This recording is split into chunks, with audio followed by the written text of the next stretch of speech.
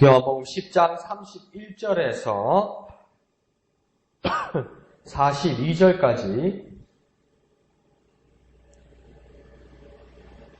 생명의 삶 2월 13일분 요한복음 10장 31절에서 42절까지 다 같이 한음성으로 읽겠습니다. 유대인들이 다시 돌을 들어 치려 하거늘 예수께서 대답하시되 내가 아버지로 말미암아 여러 가지 선한 일로 너희에게 보였거늘 그 중에 어떤 일로 나를 돌로 치려 하느냐? 유대인들이 대답하되 선한 일로 말미암아 우리가 너를 돌로 치려는 것이 아니라 신성모독으로 인함이니 내가 하나님이 되어 자칫 하나님이라 함이로라. 예수께서 이르시되 너희 율법에 기록된 바 내가 너희를 신이라 하였노라 하지 아니하였느냐? 성경은 폐하지 못하나니 하나님의 말씀을 받은 사람들을 신이라 하셨거든.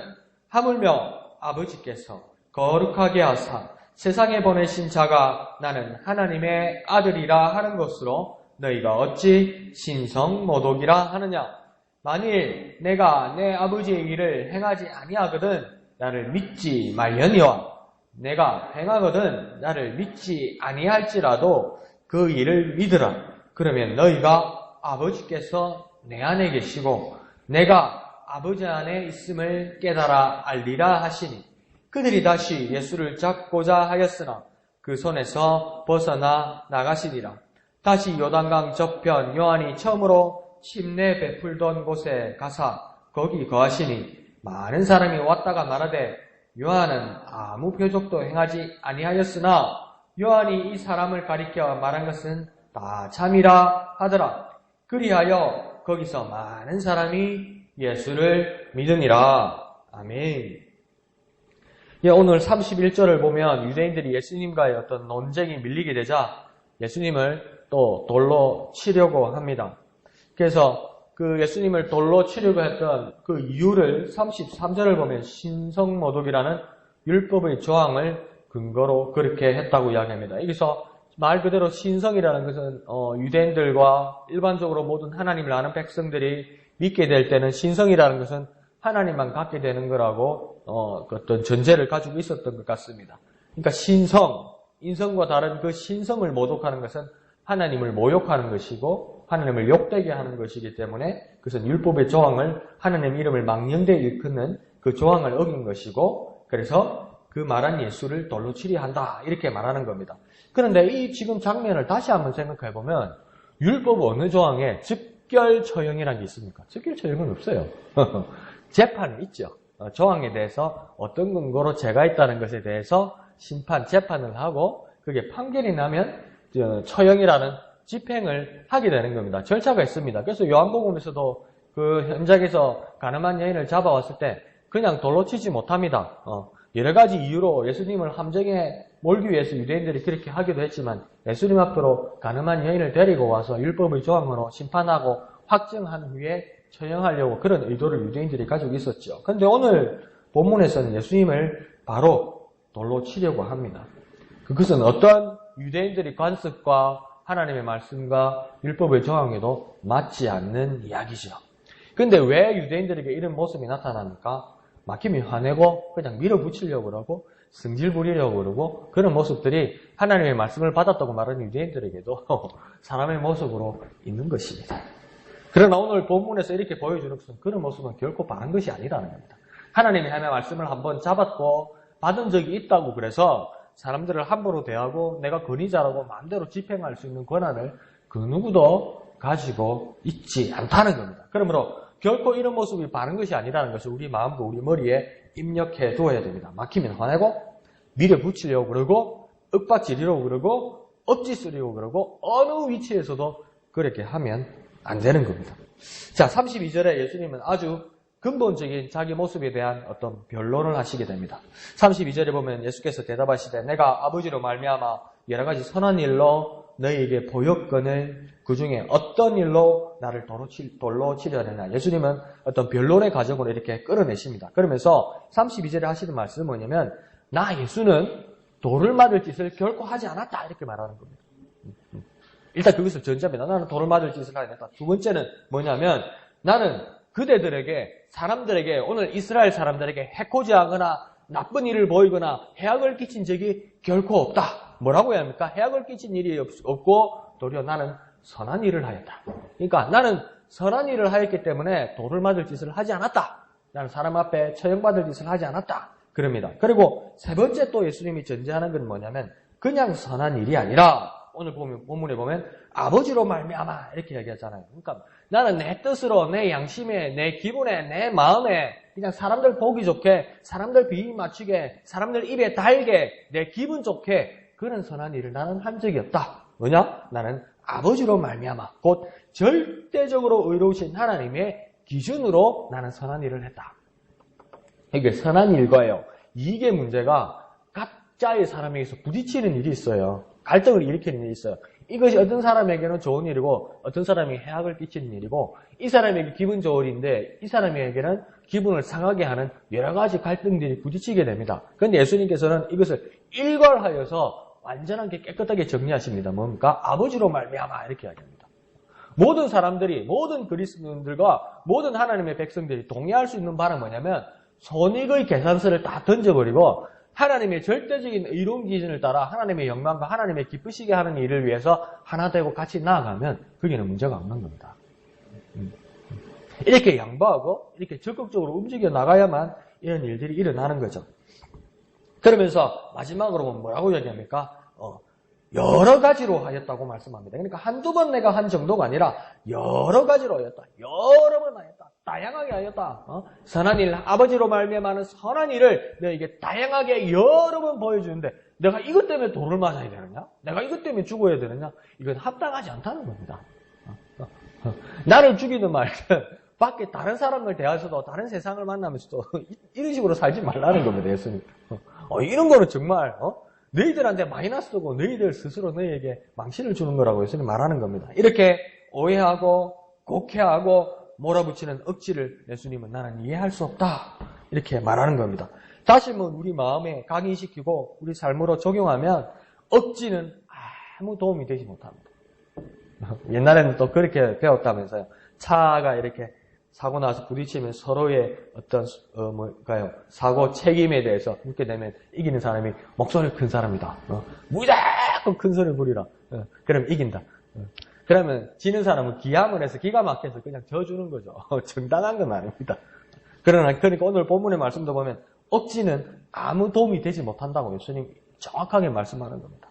바르게 분별하여서 하나님의 선한 일을 인정하고 따라야 되는 겁니다. 그게 내게 손해가 올 것 같을지라도 그것이 결국은 하나님 앞에서 결산할 때 하나님이 그것 가지고 잘했다고 할 거거든요.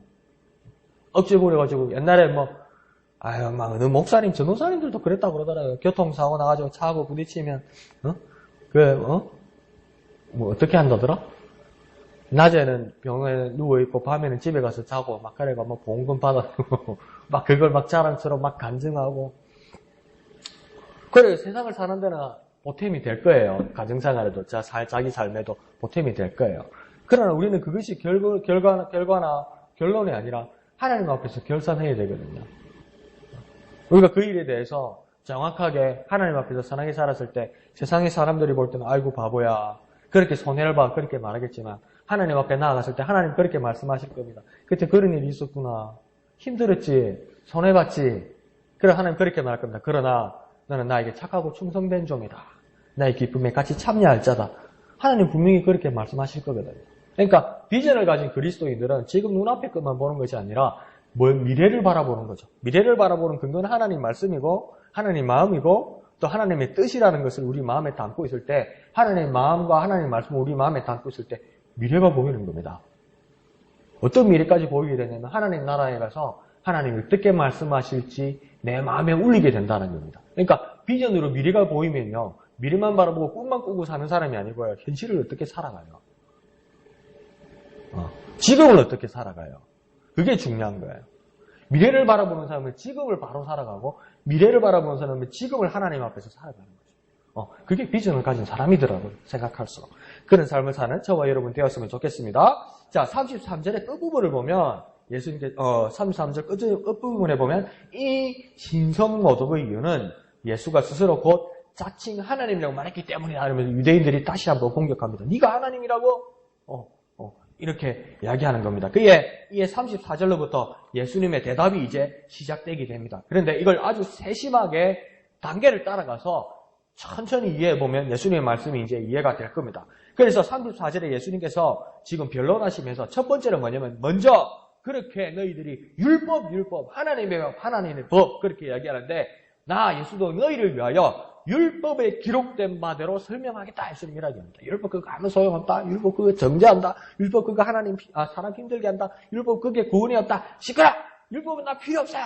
예수님 그렇게 말하지 않고 그래 율법 했었는데 그래 좋다. 율법을 가지고 한번 이야기해보자. 예수님 그렇게 말합니다. 그러면서 예수님께서 너희는 신들이라는 말하는 그 율법의 말도 있지 않느냐. 이 말은 뭐냐면 시편 82편 6절에 있는 말씀입니다. 그래서 율법이라고 말할 때 크게는 모세 오경만을 좁게는 그렇게 말하기도 하지만 넓게 말하면 이 율법이라는 것이 구약 성경 전체를 말하기도 합니다. 그래서 이 시편도 포함되기도 하죠. 그래서 신이라고 말하는 것은 무슨 말이냐면 시편 82편 6절에 나온 건데 너희는 신들이다 하고 이 말씀을 예수님께서 들이대십니다. 그러면서 하나님이 사람들에게도 신이라고 부르셨다. 그것을 인정하셨다. 그러니까 그 사람들에게 신성이 내재하는 것이 가능하다. 그러니까 사람에게도 신성이 내재하고 사람에게도 신성이 오는 것. 그래서 하나님이 그들을 향하여 너희들이 신들이라고 부르는 것. 그것이 성경에 분명히 기록되어 있으니까 이건 신성 모독이 될 수 없다. 사람에게도 은혜가 입으면 신성이 임하게 되고 신성을 깨닫게 되고 신성을 경험하게 된다. 그걸 가지고 신성 모독이라는 조항을 말할 수가 없다. 너희가 붙들고 있는 하나님의 말씀 율법이다. 예수님 그렇게 말하는 거예요. 그러면서 세 번째는 뭐냐면 35절부터는 더욱 심화되고 더욱 깊어지게 말씀합니다. 예수님 뭐라 말씀하시냐면 그러니 하나님의 말씀을 받은 사람들은 신이다. 그러니까 사람들은 그냥 사람이지만 말씀이 하나님이신 그분의 것을 받은 자는 하나님의 신성을 가진 신이 되는 것이다. 이렇게 이야기하는 거예요. 하나님이 신성을 가진 것이 되는 것이다. 이건 말씀과 이치를 그대로 반영한 것이니 이런 예수님의 설명을 유대인들도 거부하거나 부정할 수 없었던 겁니다. 그냥 내 이치로, 내 생각으로, 내 이성으로, 내 합리로 그렇게 가지 않겠느냐. 사람들끼리는 그렇게 하고 사람들은 재판을 그런 식으로 하고 사람들은 어떤 변론과 논쟁을 그런 식으로 할 수 있지만 나 예수는 너희들이 말하는 율법 이걸 가지고 말하겠다. 하나님 말씀 이것을 가지고 이야기하겠다. 그래 하나님 말씀을 따라오다 보니까 이거 거부할 수 없는 거 아니냐. 거절할 수 없는 것이 아니냐. 성경에 분명하게 기록되어 있지 않느냐. 이렇게 이야기하는 거예요. 그러면서 36절에 예수님의 말씀은 이제 36절에 클라이막스 이제 절정에 이르게 됩니다. 뭐라고 하냐면 그냥 세상에 일반적으로 태어난 사람도 하나님의 말씀을 받으면 신이 된다고 이미 율법을 통해 말했다. 그러면 이제 거룩하신 하나님 아버지께서 직접 하나님 자신의 거룩으로 거룩하게 하셔서 세상에 사명을 주시면서 보내심을 받은 그가 어찌 하나님의 아들이 아니겠느냐 이렇게 물어보시는 거예요. 그러니까 일반적인 사람들도 세상을 살아가고 죄악 가운데 살아가고 세상과 보타여 살아가지만 거기서 하나님의 말씀이 그 사람에게 임하면 신성모독이 아니라 말씀을 받은 신성이 내재하는 신이라는 칭호를 받게까지 되는데 하물며 하나님의 하늘에서 거룩하신 하나님께서 거룩하게 하셔서 세상에 사명을 주시고 세상에 보내심을 받은 그 자가 하나님을 어떻게 아버지라 부를 수 없냐는 겁니다. 당연한 거 아니냐는 겁니다. 예수님이. 세상에서도 신이라 부르는 소리를 들을 수 있는데 하나님의 하늘에서 거룩하게 해서 보냄을 받은 자가 어떻게 하나님의 아들이 아니겠느냐 이렇게 말하는 겁니다. 거룩하신 하나님이 자신의 거룩으로 낳은 자를 세상에 구원할 사명자로 보냄을 받은 자 그가 하나님의 아들이 아니겠느냐. 예수님은 다시 한번 그렇게 말씀하시는 겁니다. 하나님의 아들이 하나님을 아버지라 부르는 것이 어떻게 신성모독이냐. 예수님 그렇게 말하는 겁니다. 내가 어디 홍길동이가 내 아버지를 아버지로 못 부르게. 그렇다고 또 내가 어디 서자가 적자인데 내가 왜 내 아버지를 아버지로 못 부르냐. 참 이상하네. 예수님은 그냥 기가 막히는 겁니다. 참 이상하네. 예수님 지금 변론하고 싸워서 이길 망이 없습니다. 예수님은 그런 신적이 아닙니다. 참 이상하네. 내가 이걸 설명을 다시 해줘야 돼? 참 이상하네. 내가 아버지를 아버지라 부르는데, 아니, 그게 뭐가 이상한 거예요? 그게 무슨 신성모독이야? 이거요, 유대인들 잘못하면 이게 어떤 잘못에 걸리게 되냐면요. 이거요, 하나님을 욕되게 하는 거예요. 하나님을 욕되게 하는 거. 하나님 예수님을 안 보냈다고 지금 거부하게 되는 거예요, 유대인들이. 그러면 뭡니까? 예수님과 더불어 하나님을 욕되게 하는 거예요. 하나님은 그런 능력이 없고, 하나님은 그런 계획이 없었고, 하나님은 그런 마음이 없다는 겁니다. 그래서 하나님은 당신의 아들을 세상에 보낸 적이 없고, 보낼 수가 없다고 이야기하는 거예요. 그러면 하나님의 능력을 무시하는 거예요. 하나님의 신성을 무시하는 거예요.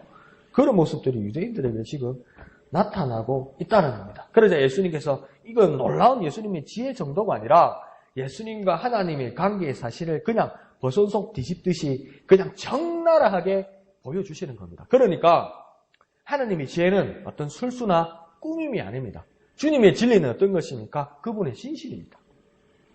우리는 진리에 대해서 생각해내야 되고 체계적으로 잡아놔야 되고 논리적이어야 되고 합리적이어야 되고 설득할 수 있어야 되고 이해시킬 수 있어야 되고 그러니까 촘촘하게 단계를 따라서 무엇을 말을 해야 되고 그래서 내가 이 부분에서는 약한 부분이니까 말하면 안 되고 사실이라도 그죠? 이런 부분들은 더 부각시켜야 되고 그게 재판의 방법이고 요즘 TV에 나는 청문회의 방법이고 그것이 통과하는 방법이잖아요. 그게 세상의 방법이잖아요. 공정한 재판이라고 말하지만 숨길 건 숨겨야 되고 짜깁기 할 건 짜깁기 해야 되고 부풀려야 될 건 부풀려야 되고 그래서 이겨야 된다는 게 뭡니까? 세상의 송사잖아요. 근데 주님의 진리는 그게 아닙니다. 그냥 진실입니다. 진실. 하나님과 아버지 사이에 하나님과 예수님 사이에 그냥 관계의 진실입니다. 진실. 버선속 뒤집듯이 그냥 뒤집어서 쑥 이렇게 보여주면 그게 그냥 진리라는 겁니다. 진리. 정말 놀라운 거죠. 그래서 우리가 주님의 진리를 찾으려 할 때 어디서 찾아야 됩니까? 주님의 진실을 바라보면 되는 겁니다. 자, 이에 예수님은 37절로부터 38절까지 나 예수 자체를 믿을 수 없거든 내가 하는 일을 먼저 보고 믿으라. 이제 이렇게까지 말씀하십니다. 여기는 예수님께서 어디까지 양보하시냐면 나 예수를 부정할 수 있으면 그렇게 하라. 나를 부정할 수 있다면 그렇게 하라. 그러나 다시 너희가 먼저 그 일을 보고 내가 하나님을 통하여 하는 일을 보고 믿게 되면 아버지 하나님이 나 예수 안에 계시고 나 예수가 아버지 하나님 안에 계신 것을 발견하게 될 것이다. 좋다. 그 전제부터 따라오지 않아도 좋다. 하나님이 나의 아버지다. 예수님께서 말씀하시기를 나 예수의 아버지가 하나님이시다. 그걸 부정해도 좋다. 그러면 날 부정해도 좋다. 그렇지만 내가 하는 일을 보고 한번 판단해보라. 내가 지금 이루는 모든 일들을 보고 판단해보라. 그러면 너희가 발견할 것이 있는데 나를 부정할지라도 아버지 하나님이 나 예수와 함께 있어서 이런 일이 일어나고 나 또한 이런 일을 할 수 있는 것은 나 혼자서 독립적으로 하는 일이 아니라 하나님 아버지 안에 있어서 하게 되는 것을 발견하게 될 것이다. 그러면 전제를 너희가 부정했어도 그 결과와 열매를 바라보면 이건 나 예수 혼자 할 수 있는 마술사 같은 일이나 주술사 같은 일이나 귀신에 끌려서 하는 일이 아니다. 그러면 내가 어디로 온 것을 나중에 끝에서 또다시 발견하게 될 것이다. 그건 뭡니까? 나는 하나님 아버지로부터 왔다. 아버지와 나는 그래서 하나다. 그러니까 다시 돌아가는 겁니다. 아무리 부정해도 그 전에는 돌아갈 수밖에 없다고 이야기하는 겁니다. 그러면서 38절에 보면 동사, 그러니까 어떻게 하라, 어떻게 될 것이다. 이 동사만 살피면 뭐냐면 첫 번째 동사는 뭐냐면 믿으라. 마지막 동사는 뭐냐면 알리라. 이렇게 이야기하는 겁니다. 결국 너희가 그 자리로 돌아가게 된다. 뭐냐? 첫 번째, 너희가 그렇게 고민하지 말고, 너희가 그렇게 갈등하지 말고, 너희가 그렇게 시기하지 말고, 너희가 그렇게 화 좀 내지 말고, 너희가 그렇게 억지 좀 부리지 말고, 너희가 그렇게 승질 좀 내지 말고, 깡 막히지 말고, 그렇게 묶여서 너희 소신이고 신념이라고 말하는데 그게 너희가 묶여서 그냥 막아놓은 거야. 너희가 하나님께로 가는 길을 막아놓은 거야. 이 뚝으로 막아놓은 거야. 이 뚝을 뚫을 수 있고 이 뚝을 뚫어서 하나님께로 갈 수 있는 유일한 한 가지 방법이 뭐냐면 그게 첫 번째 너희들이 해야 될 일이 뭐냐면 믿어라. 묶고는 그냥 터뜨려버리라는 거다. 묶고 있는 올무 있잖아요. 줄을 한번 끊어보라는 겁니다. 이거 확 끊어버리면 자빠지고 어디로 갈지 모르는 게 아니라 믿으라는 겁니다. 믿으면 결과는 어떻게 된다고 합니까? 알게 된다고 이야기해요. 알게 된다. 알게 된다. 그러니까 우리가 알지 못하고 이해하지 못하는 이유 중에 하나는 뭐냐면 믿으려고 하는 그 마음을 가지지 못하고 우리의 신념과 우리의 소신과 우리의 얽매 있는 이 마음에서 이 손을 놓지 못하기 때문이거든요. 저도 그런 걸 느껴요. 제 자신한테. 고민이 있고 어려움이 있습니다. 고민과 어려움에 해결하려고 고민과 어려움이 있는데 이 고민과 어려움을 보다 보니까 믿음이 없어지고 믿음이 없어진다는 건 하나님을 바라보지 않게 돼요. 그러니까 어떤 날은 하루를 정리해서 밤에 이부자리에 가만히 누우면 한 번씩은 그런 생각이 들어요. 목사가 그러면 안 되는데 오늘 잘못 살았다. 하나님 앞에서 정말 잘못 살았다. 그런 생각이 들 때가 있어요. 그때는 어느 때냐면 하나님의 음성을 들으려고 노력을 안 했어요. 형식적으로 하나님의 말씀을 봤는데 이걸 내 삶에 어떻게 절대적으로 의지하려는 그 믿음이 없었어요. 그러니까 이 고민과 문제가 있을 때 계속 이 고민을 어떡하지? 이 문제를 어떡하지? 열심히 집중했는데 하나님을 바라볼 시간이 없었어요. 그래서 내가 잠을 들면서 하나님 오늘 정말 잘못 살았습니다. 잘못 살았습니다. 내일은 그런 잘못하지 않도록 주님 나를 변화시켜 주십시오. 그렇게 기도하는 적이 있거든요. 지금 유대인들에게도 예수님이 그렇게 말하는 겁니다. 어떤 문제나 어떤 상황이나 어떤 해야 될 일 가운데서 어떤 고민과 어떤 어려움과 환난과 고통과 장벽이 있을 때 믿으라. 그러면 알게 되는 것이다. 그렇게 말하는 겁니다. 그래서 지난 주일날도 제가 말씀드렸듯이 이 유명한 고대의 어거스틴의 유명한 고백이 나온 겁니다. 나는 알기 위하여 믿는다. 어거스틴요 공부 엄청 많이 한 사람이에요, 여러분. 어거스틴 책을 내가 다 못 읽을 정도예요. 어거스틴이 신국문 하나님의 도성 합본을 보면요 1000페이지가 넘어요. 1000페이지가요. 그런 책을 한두 권 쓴 거 아니에요. 한번 읽어봤어요. 목사님 그걸 다 읽어서 읽으면 뭐예요? 생각이 안 나는데 너무 어려워서. 그 정도로 하나님 말씀에서 연구하고 열심히 노력해서 그럼 얼마나 똑똑한 사람이겠습니까? 근데 이 사람 지금 근데 결론은 뭡니까? 나는 알기 위하여 믿는다. 그럼 어거스틴은 공부를 먼저 하겠다는 겁니까? 믿는 걸 먼저 하겠다는 겁니까? 믿는 걸 먼저 하겠다는 겁니다. 내가 이렇게 노력하는 것, 이것보다 더 중요한 것은 내가 먼저 믿겠다는 겁니다. 이걸 하지 않으면 나는 알 수 없다고 어거스틴이 이야기하는데 이게 어떤 말이냐면 여러분 아무리 세상의 논리를 이해하려고 그러고 아무리 뭘 가지려고 하려고 그래도요 내가 내 방법으로 내가 공부한 것, 나의 백그라운드, 나의 환경, 나의 문화, 나의 역사, 나의 이력으로 이 모든 사항을 이해하려 해보아도요 내가 가진 것만큼 이해할 수 있어요. 그러니까 이 사람의 영역만 돼도요 내가 이해를 할 수가 없어요. 미국만 가도 이해가 안 가요. 일본만 가도 이해가 안 가요. 그게 우리의 한계예요. 근데 하물며 내 바운더리, 내 한계 가지고 내 제한을 가지고 뭘 이해하려고 하면 이 바깥을 이해하지 못하는데 하물며 하나님의 것을 가지고 하나님의 세상을 가지고 하나님의 이치를 하나님의 나라를 내가 내 이것 가지고 이해가 되겠습니까? 안 됩니다. 안 됩니다. 안 됩니다. 그러니까 어거스틴이 하는 말은 뭐냐면 내 이해 방식과 내 지식과 내 환경을 어거스틴은 포기하겠다는 겁니다. 그리고 이해하는 방식을 뭘로 갈아넣겠다는 겁니까? 하나님 나라에 하나님의 눈과 하나님의 마음과 하나님의 그 어떤 마음으로 하나님의 성령으로 하나님의 능력으로 이해하겠다는 겁니다. 하나님의 그릇으로 바꾸겠다는 게 뭡니까? 내가 먼저 믿겠다는 겁니다. 내가 믿겠다는 겁니다. 내가 믿겠다는 뜻은 뭡니까? 하나님의 이해로 내 그릇을 바꾸겠다는 겁니다. 그러니까 대단한 것이죠. 그러므로 하나님의 이해 그릇이란 믿음의 영접이 필요한 것이란 걸 오늘 예수님은 말하는 것입니다. 먼저 믿어라.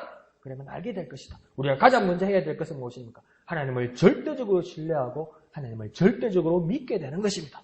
그러면 알게 됩니다. 알게 됩니다. 왜요? 그릇이 바뀌었으니까요. 틀이 바뀌었으니까요. 지혜의 중고의 틀이 바뀌었으니까요. 그러면 그 하나님의 지혜로 온전히 깨닫게 될 줄로 믿습니다. 그래서 우리가 하나님 앞에 기도할 때 하나님 내게 믿음을 허락하여 주옵소서. 믿음이 없는 저에게 더 큰 믿음을 허락하여 주옵소서. 내가 믿을 수 있는 어떤 결단을 가지게 하여 주시옵소서. 이렇게 기도하는 저와 여러분 되시기를 예수님 이름으로 축원드립니다. 기도하겠습니다. 거룩하신 주님, 은혜를 감사합니다. 하나님, 우리의 삶에서 우리의 갇힌 생각들과 우리의 어떤 고민과 고민 가운데 있는 어긋나고 왜곡된 생각에서 하나님 탈출할 수 있도록 하나님 우리를 붙들어 주시고 인도하여 주옵소서. 억지 부리지 말게 하시고 남의 상처 주는 일 없이 하나님의 선한 일을 따를 수 있도록 분별할 수 있도록 주님께서 역사하여 주옵소서. 하나님 진리를 발견할 수 있도록 우리를 인도하여 주옵소서. 하나님의 진리는 어떤 꼼수나 어떤 계획이나 어떤 시스템이 아니라 정말 하나님과 예수님 사이에 진실이었음을 발견하게 되어오니 하나님과 우리 사이에도 진실만이 온전히 있어 하나님의 진리 가운데 거할 수 있는 우리들이 되게 인도하여 주시옵소서. 하나님, 우리의 모습들이 하나님의 뜻이 이해가지도 않고 어떨 때는 반발하고 싶고 어떨 때는 거부하고 싶고 어떨 때는 무시하고 싶고 우리의 모습들이 그러한데 하나님 이런 모습들이 정말 우리의 좁은 소견들과 억지들 사온 가운데서 있는 이해하지 못하는 마음이 오니 하나님 이 고비들을 이 장벽들을 이 장애물들을 한 번 더 넘을 수 있도록 주님 우리에게 은혜 베풀어 주옵소서. 하나님이 이해 틀로 바꿀 수 있도록 먼저 믿게 하여 주옵소서.